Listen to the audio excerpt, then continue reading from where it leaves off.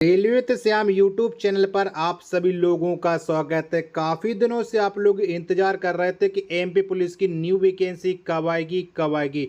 तो finally new vacancy का notification out हो चुका है। इसमें टोटल पोस्ट है 7500। इसकी एज है वो क्या रहने वाली, योग्यता आपकी क्या रहने वाली, अप्लाई डेट है, syllabus, age criteria, selection process है और इसमें क्वालिफिकेशन क्वेश्चन कहाँ से पूछे जाते हैं, सब कुछ आपको डिटेल में इस वीडियो के माध्यम से बताने वाला है। क्योंकि काफ़ी सारे कैंडिडेट परेशान थे एमपी पुलिस की न्यू वैकेंसी से रिलेटेड है। ठीक है, तो आज की इस वीडियो को फुल देखने के बाद आपके मन में जो भी डाउट बन रहे होंगे एमपी पुलिस से रिलेटेड, हर एक डाउट है आपका क्लियर होने वाला। और एग्जाम डेट पहले से क्लियर हो चुकी है।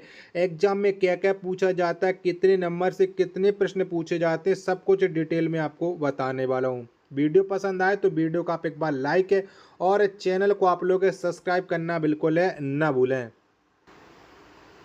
वीडियो में आगे बढ़ने से पहले काफ़ी सारे कैंडिडेट ऐसे हैं जो एमपी पुलिस में सिलेक्शन लेने के लिए बेस्ट बुक के खोजेंगे।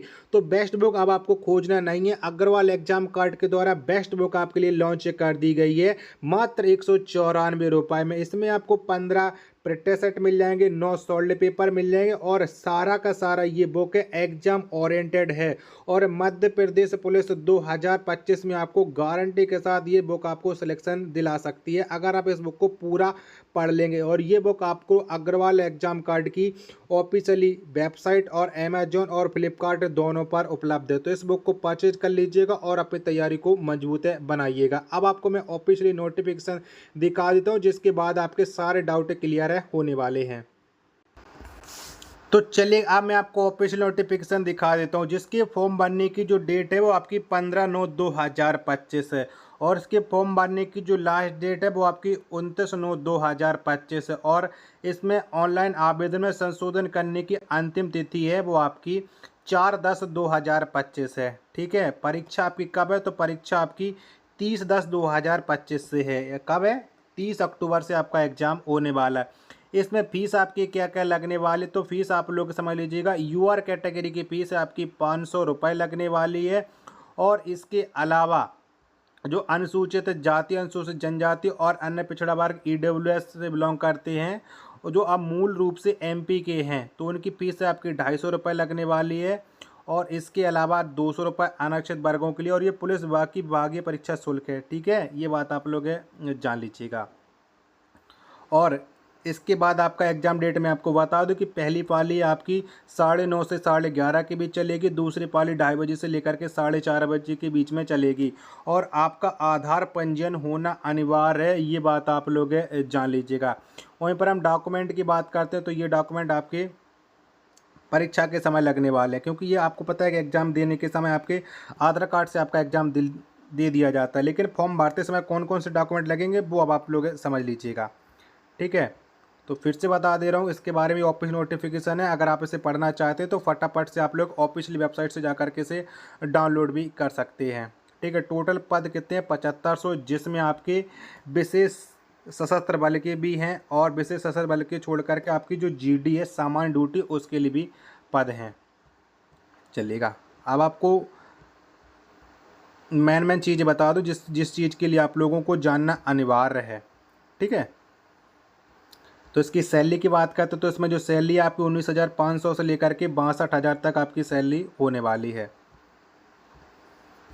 और आपको जब पोस्ट प्रेफरेंस देना है तो आप अपने ज़िले के अकॉर्डिंग में आप पोस्ट प्रेफरेंस भी आप दे सकते हो। मध्य प्रदेश के आप जिस भी ज़िले से बिलोंग करते हो। इसकी योग्यता की बात करते तो इसकी योग्यता आपकी है हाई स्कूल पास है, यूआर, ओबीसी, ईडब्ल्यूएस और ओबीसी एससी वालों के लिए। और जबकि एसटी वालों की जो योग्यता है वो आपकी 8वीं पास इसकी योग्यता रहने वाली है। ठीक है, इसकी एज काउंट है वो आपकी 29/9/2025 से की जा रही है।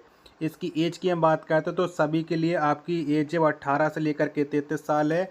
और छूट है वो आपको 5 साल है मिलने वाली है। ठीक है, एससी एसटी कैटेगरी के कैंडिडेटों के लिए। और जितने भी फीमेल कैंडिडेट है सबकी एज है वो 18 से लेकर के 38 साल उनकी एज है वो रहने वाली है। ठीक है, और मध्य प्रदेश के निवासी हैं तो समझ लीजिएगा कि आपके पास है बहुत बल्ले बल्ले आपकी होने वाली है। इसके पेपर की बात करते हैं तो सिलेक्शन प्रोसेस इसमें आपके 2 चरण होते हैं। पहले चरण में आपकी लिखित परीक्षा होगी ऑब्जेक्ट टाइप यानी MCQ में, और द्वितीय चरण में आपका होगा शारीरिक परीक्षण यानी आपका फिजिकल, और दोनों से जोड़ करके आपका स्कोर बनेगा, उसी में आप लोगों का सिलेक्शन हो जाएगा। इसमें आपके MCQ होंगे प्रश्न, जिसमें आपकी 2 घंटे में आपके 100 प्रश्न होंगे, ठीक है, और सही उत्तर के लिए आपको 1 अंक दिया जाएगा, नेगेटिव मार्किंग बिल्कुल भी नहीं है, ठीक है। 40 नंबर के आपके पास है GK होगी, 30 नंबर की आपकी रीजनिंग होगी, 30 नंबर में आपकी विज्ञान और अंक गणित होने वाला है, ये बात आप लोग जान लीजिएगा। द्वितीय चरण में आपका होगा फिजिकल, और फिजिकल में आपका बहुत ही ज़्यादा महत्वपूर्ण, फिजिकल की बेस पर तो आपको अच्छा स्कोर कर पाओगे, तभी आप लोग सिलेक्शन ले पाओगे। इसकी हम हाइट की बात कर लेते हैं, तो इसमें आपकी जो हाइट है वो 168 सेंटीमीटर मेल कैंडिडेट की रहने वाली है, ठीक है। और जो गोरखा गढ़वाली कुमाऊं की कैंडिडेट हैं उनकी हाइट 157 सेंटीमीटर, मराठा अनुसूचित जाति अनुसूचित जनजाति की जो कैंडिडेट है उनकी हाइट है 165 सेंटीमीटर रहने वाली, ये उनकी सीना की क्राइटेरिया है। और ये किसके लिए है, तो ये आपकी केवल विशेष सशस्त्र बल के लिए है, ठीक है।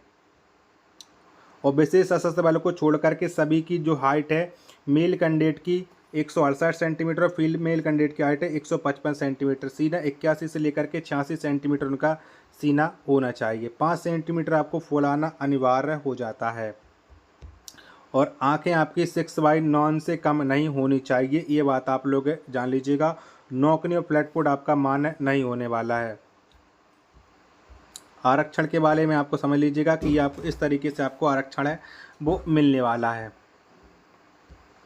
फुल नोटिफिकेशन आपको दिखाता चल रहा हूँ, जिसके आपके सारे डाउट हैं वो क्लियर होने वाला है। चयन प्रक्रिया के बारे में आपको बता दिया कि सबसे पहले आपका एग्जाम होगा, एग्जाम में आपका स्कोर, और फिर आपका फिजिकल के लिए आप शॉर्ट लिस्ट किए जाओगे, फिजिकल में आपका स्कोर, दोनों मिलाकर के फिर आपका बनेगा रिजल्ट, उसके बेस पर आप लोगों का सिलेक्शन होगा। अब आप लोग जान लीजिएगा कि इसमें आपको जो आपका फिजिकल होने वाला है, फिजिकल में आपको किस में कितने नंबर है मिलने वाले हैं। तो देखो इसमें आपकी जो रनिंग होगी वो आपकी 800 मीटर की आपकी रनिंग होने वाली है। अगर आप लोग 198.3 सेकंड समय लेते हो तो आपको 0 नंबर मिलेंगे, और जो लंबी कूद है इसमें अगर आप 2.96 से कम फेंक पाते हो तो आपको 0 नंबर मिलेंगे। वहीं पर हम गोला की बात करते हो तो 3 सेकंड से अगर आप कम फेंक पाते हो तो आपको 0 नंबर मिलेंगे। इससे अगर आप लोग इससे ज़्यादा समय में आप दूरी फेंकते हो, गोला फेंकते हो और रनिंग कवर कर ले जाते हो तो उसी के हिसाब से आपको समय मिलने वाला। इसका अगर आपको 800 मीटर की हम बात करते हैं, अगर आपको 40 में से 40 नंबर लेकर के आने हैं तो 124 सेकंड में आपको रनिंग कंप्लीट करनी है, जिसके बाद आपको 40 नंबर मिल जाएंगे, ठीक। वहीं पर हम लॉन्ग जंप है वो आपकी 30 नंबर की होगी, 5.5 सेंटीमीटर से अगर आप अधिक फेंक लेते हो तो आपको 30 नंबर मिलने वाले हैं, और 8.76 मीटर से अगर आप लोग अधिक दूर फेंक लेते हो गोला तो आपको 30 नंबर है मिलने वाले। ये तो आपकी हो गई मेल कैंडिडेट। वहीं पर हम फीमेल कैंडिडेट की बात करते हैं तो फीमेल कैंडिडेट के लिए आपका भी 100 नंबर का फिजिकल हो जाएगा, और इसमें आपकी जो इनका टाइमिंग है 40 में 40 नंबर लेकर के आने हैं, तो 176 सेकंड में आपको ये रनिंग 800 मीटर की कवर करनी है, ठीक है। ये बात आप लोग जान लीजिएगा। वहीं पर हम लड़कियों को 4.36 मीटर से अधिक लॉन्ग जंप करती हैं तो उन्हें 30 नंबर, और 7.2 मीटर से अधिक फेंकती हैं तो उन्हें 30 नंबर मिलने वाले, यानी 100 नंबर का आपका फिजिकल होगा, 100 नंबर का आपका पेपर होगा। और रनिंग में आपको 1 अवसर दिया जाएगा, लॉन्ग जंप और गोला फेंक में आपको 3 अवसर प्रदान किए जाएंगे, ठीक है। और ये फिर आपकी आ गई है जो आपके होमगार्ड भूतपूर्व सैनिक उनके लिए रनिंग की क्राइटेरिया, तो इनकी भी 40 में 40 नंबर लेकर के आए, तो इनके जो रनिंग की क्राइटेरिया कितनी है वो आप लोग जान लीजिएगा।